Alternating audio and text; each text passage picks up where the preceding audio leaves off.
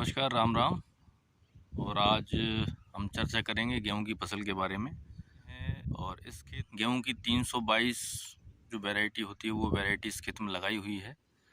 और अभी ये लगभग की फसल हो चुकी है और इसमें बालियां आना शुरू हो गई हैं।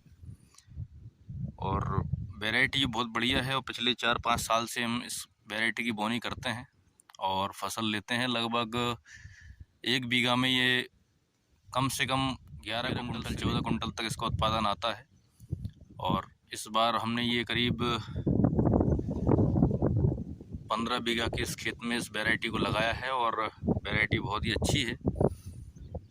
अब तो मार्केट में बहुत सारी नई नई वैरायटियां हैं, उपलब्ध हैं और हमारे क्षेत्र में भी हमने भी और भी बहुत सारी 4-5 करीब वैरायटियां और भी लगाई हैं। तो ये वैरायटी भरोसेमंद है क्योंकि इसका उत्पादन अच्छा आता है, दाने का साइज ठीक होता है, चमक भी अच्छी होती है और मार्केट के हिसाब से बहुत बढ़िया वैरायटी है और खाने में काफ़ी अच्छा रहता है।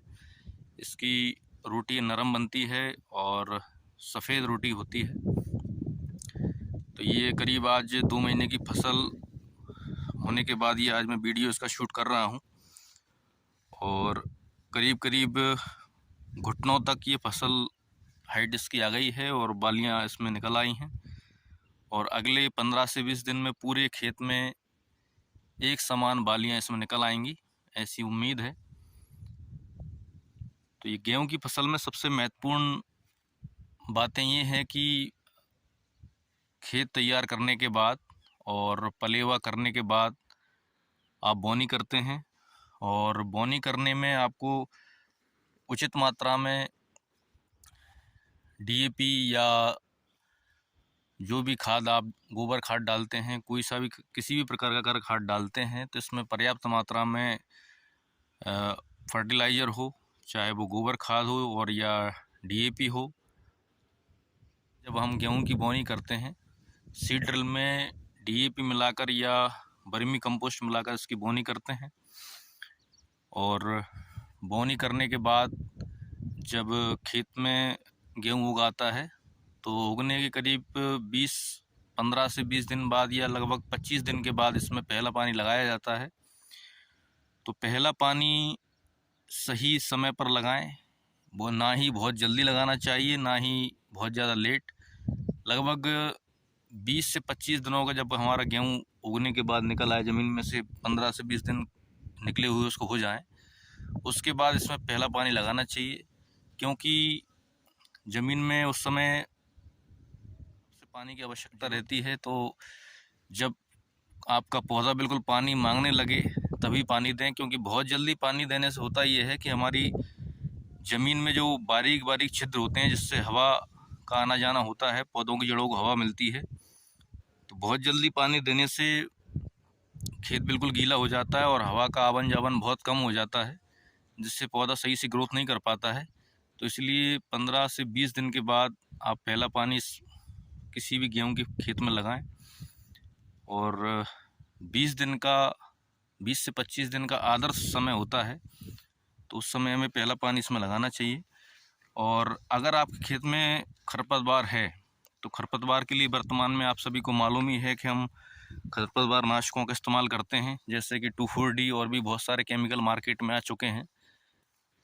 तो बहुत ज़्यादा मात्रा में अगर आपके खेत में खरपतवार हैं, चाहे वो 4-5 तरह के खरपतवार गेहूँ में बहुत ज़्यादा निकलते हैं, जैसे कि बटरी होती है और एक ड्रकनी करके एक खरपतवार है जो बहुत ज़्यादा उसमें होता है, एक गोभी नाम से होता है। तो बहुत ज़्यादा मात्रा में हो तभी हमें खरपतवार डालना चाहिए, अन्यथा खरपतवार गेहूं के खेत में डालने से हमें बचना चाहिए, क्योंकि खरपतवार नाशकों के इस्तेमाल से फसल को झटका भी लगता है और धीरे धीरे ये हमने अनुभव किया है कि खेत की उर्वरा शक्ति कम होती है। और उर्वरा शक्ति कम होने के साथ साथ पिछले वर्ष अगर हमने खरपतवार नाशक का इस्तेमाल किया है तो अगले वर्ष ऐसा नहीं है कि अगले वर्ष हमारे खेत में खरपतवार कम होंगे। इसके विपरीत बहुत ज़्यादा मात्रा में खरपतवार अगले वर्ष में उगते हुए हमने देखे हैं। तो इसलिए बहुत ज़्यादा आपके खेत में खरपतवार अगर ना हो तो किसी भी खरपतवार नाशक का, चाहे वो किसी भी प्रकार का केमिकल हो, उसका इस्तेमाल कम से कम करें। और दूसरा पानी, पहले पानी और दूसरे पानी के बीच में कम से कम 25 दिन का अंतराल होना बहुत ज़रूरी है, क्योंकि गेहूं की वैरायटी लगभग कोई भी वैरायटी हो गेहूं की, लगभग 4 महीने की फसल गेहूं की होती है। 4 महीने से लेकर 4.5 महीने तक की गेहूं की फसल होती है।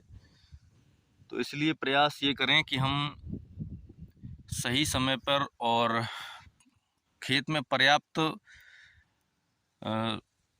खेत अगर पर्याप्त मात्रा में सूख जाए, इसके बाद ही पानी फसल को दें, क्योंकि बहुत जल्दी पानी देने से, मैंने आपको पहले भी इस वीडियो में बताया है कि मिट्टी में जो बारीक बारीक छिद्र होते हैं, जिससे कि पौधों की जड़ों में हवा का आवन जावन होता है, पौधों की जड़ों को हवा मिलती है। हवा के माध्यम से हम सभी को मालूम ही है कि हवा में ऐसे बहुत सारे बैक्टीरिया होते हैं जो किसी भी पौधे के लिए, किसी भी वनस्पति के लिए बहुत ही ज़्यादा आवश्यक हैं। चाहे वो नाइट्रोजन हो, फॉस्फोरस हो, कुछ मात्रा में, बहुत नाम मात्र मात्रा में हवा में मौजूद होते हैं, लेकिन वो किसी भी वनस्पति के लिए, पौधे के लिए बहुत ज़्यादा ज़रूरी हैं। तो कृपया कर गेहूं की फसल में पानी 3 या 4 लगते हैं, किसी वैरायटी में 5 और 6 पानी भी लगते हैं, और कुछ वैरायटियों में 2 पानी में भी फसल आ जाती है। तो एक सही समय पर सही अंतराल से पानी देना चाहिए, जिससे फसल, गेहूं का पौधा बहुत अच्छी मात्रा में ग्रोथ करता है।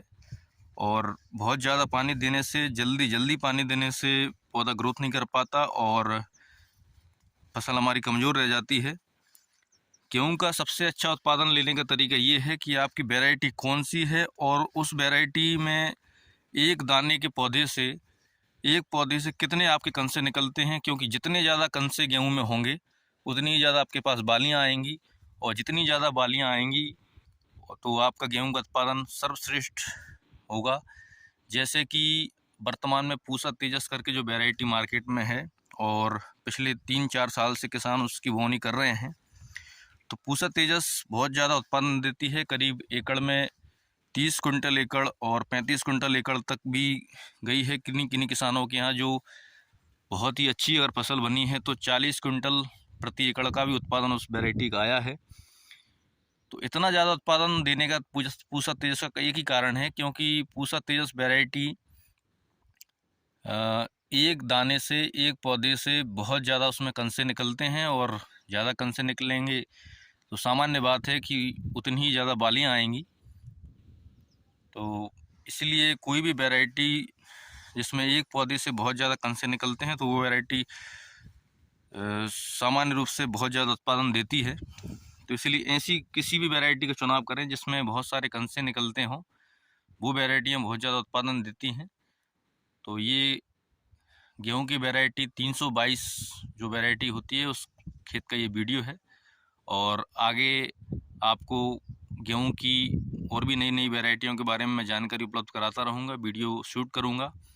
और जैसे कि हमारे यहाँ और भी फसलें, जैसे सरसों है, धनिया है, जो भी फसलें हैं, उन सभी फसलों के लिए हम अलग अलग वीडियो शूट करेंगे और आपको जानकारियाँ प्रदान करते रहेंगे। तो इसी के साथ आप सभी को राम राम।